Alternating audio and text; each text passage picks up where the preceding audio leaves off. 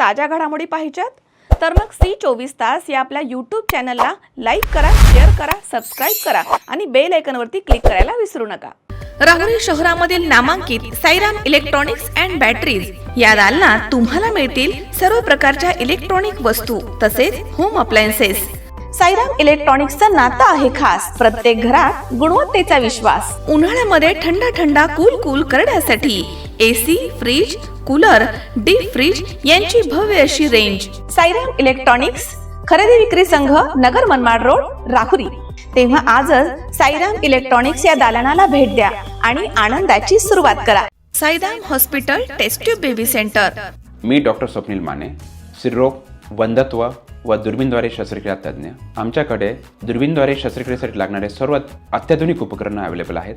त्यामध्ये 3D 4D camera, तसेच रुग्णांना 10 ते 20 ml रक्तस्राव होतो। पेशंटला खूप आरामदायी ऑपरेशन होतं। सूक्ष्म आजार बाहेर काढले जातात। 10 पटीने पेशंटच्या अवयवांचं निराकरण करता येतं आणि आजाराचं उच्चाटन केलं जातं। साईराम हॉस्पिटल, लॅप्रोस्कोपिक सेंटर आणि test baby centre, court area, Bhagyashree हॉटेलच्या पाठीमागे, राहुरी।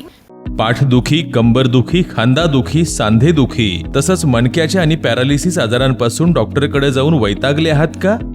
तर आहे ना राहुरीमध्ये आयुर्वेदिक खात्रीशीर उपचार।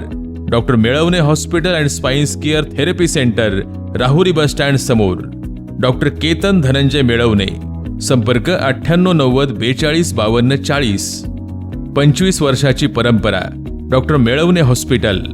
छत्रपती शिवाजी महाराज यांच्याबद्दल वापरलेले अपशब्द आणि कॉम्रेड गोविंद पानसरे लिखित शिवाजी कोण होता या पुस्तकाच्या प्रकाशकांना करण्यात आलेल्या शिवीगाळाच्या निषेधार्थ श्रीगोंदा शहरात संभाजी ब्रिगेड आणि शिवप्रेमींच्या वतीनं आक्रमक तिरडी मोर्चा काढण्यात आलाय।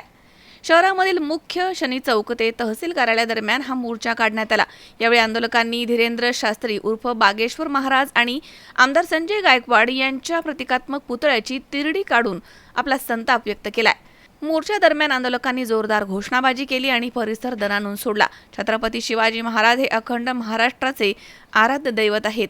त्यांच्याबद्दल किंवा त्यांच्या विचारांचा प्रसार करणाऱ्यांच्या विरुद्ध होणारे आक्षेपार्ह वर्तन खपवून घेतलं जाणार नाही अशी भूमिका आंदोलकांनी मांडली। या प्रकरणामधील संबंधांवरती प्रशासनानं तात्काळ आणि कठोर कायदेशीर कारवाई करावी या मागणीचं निवेदन तहसीलदारांना देण्यात आलंय। या आंदोलनामध्ये संभाजी ब्रिगेडचे पदाधिकारी, विविध संघटनांचे प्रतिनिधी आणि मोठ्या संख्येनं शिवप्रेमी सहभागी झाले होते।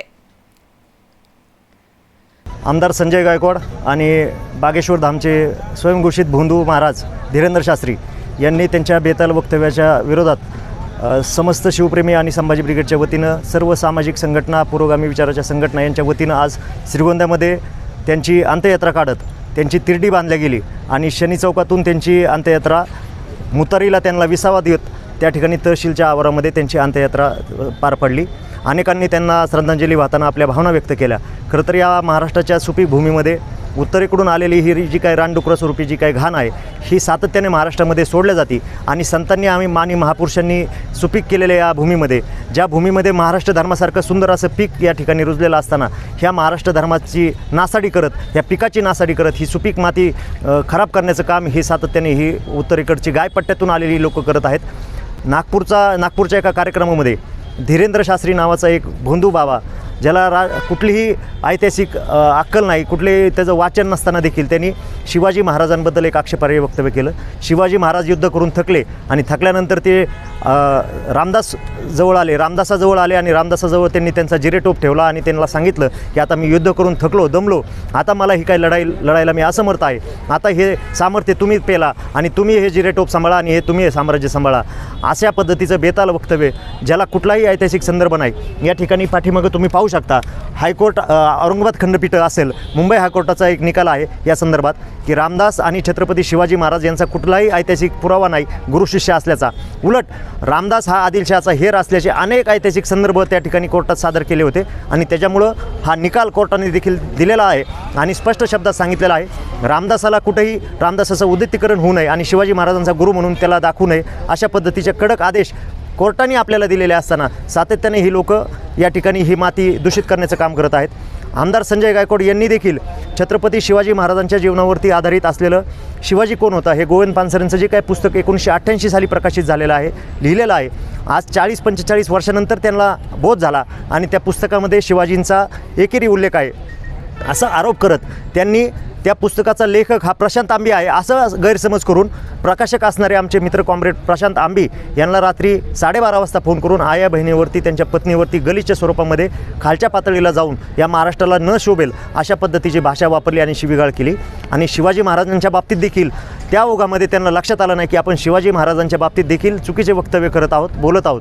या महाराष्ट्रामध्ये ज्या वेळेस शिवाजी महाराजांविषयी बेताल वक्तव्य केली असतील, मग ते राहुल सोलापूरकर असेल, प्रशांत कोरटकर असेल, माजी राज्यपाल भगतसिंग कोश्यारी असेल, नगरचा नगरसेवक श्रीपाद छिन्नम असेल, त्याचबरोबर आता हा धीरेंद्र शास्त्री असेल, संजय गायकवाड असेल, त्या प्रत्येक वेळेस ह्या महाराष्ट्रातल्या शिवप्रेमींनी त्यांना सडेतोड असा त्या ठिकाणी विरोध केलेला आहे, निदर्शने केलेली आहेत, निषेध आंदोलन केलेले आहेत.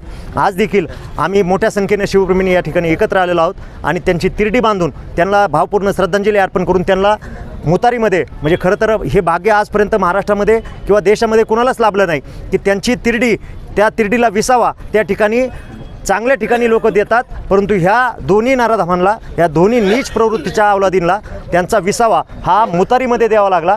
आणि खरं तर हे त्यांच्या केलेल्या कार्याचं हे त्यांना मिळालेलं बक्षीस आहे, फळ आहे. त्यांना विसावा मुतारीमध्ये देऊन तहसीलसमोर त्यांची अंत्ययात्रा आम्ही आणली आणि त्यांचं आता दहन या ठिकाणी बाजूला आपण केलेलं आहे. आज वेगवेगळ्या लोकांकडून आज या ठिकाणी आव्हान केलं गेलं की या निमित्तानं आपण आपल्या भावना व्यक्त कराव्यात आणि निषेध आंदोलनामध्ये सहभागी व्हावेत. या ठिकाणी आमचे मार्गदर्शक संभाजी आप्पा बुरुडे यांनी देखील काल फेसबुकद्वारे एक आव्हान केलं होतं. त्या आव्हानाला प्रतिसाद देत आम्ही सर्व शिवप्रेमींनी एकत्रित येऊन आज हे निषेध आंदोलनाचं काम या ठिकाणी केलेलं आहे, अंत्ययात्रा काढलेली आहे. निषेध आंदोलनं करणं किंवा कुठलंही आंदोलन करणं हे एक प्रतिकात्मक भावना आपल्या व्यक्त करण्याचं माध्यम आहे. हे परीक्षा घेतल्या जाते, सातत्याने ही परीक्षा घेतली जाते की शिवाजी महाराज असतील किंवा महापुरुष असतील यांच्यावरती चुकीचे विधानं केल्यानंतर इथला समाज जिवंत आहे का, जागा आहे का नाही हे पाहण्यासाठी हे एक लिटमस टेस्ट असते. आणि आपण देखील सातत्याने त्यांना दाखवून द्यायचं आहे की हो, आम्ही जिवंत आहोत आणि आम्ही ज्या वेळेस तुम्ही आमच्या महापुरुषांना डुचाल, बेताल वक्तव्य कराल त्यावेळेस तुम्ही आम्ही तुमचा अशाच पद्धतीने निषेध करू, हा इशारा या निमित्तानं देतो. आणि पुन्हा एकदा संजय गायकवाड आणि धीरेंद्र शास्त्री यांना भावपूर्ण श्रद्धांजली अर्पण करतो आणि या ठिकाणी थांबतो. धन्यवाद. जय जिजाऊ, जय शिवराय, जय भीम. सुहास कुलकर्णी, C24 तास, श्रीगोंदा.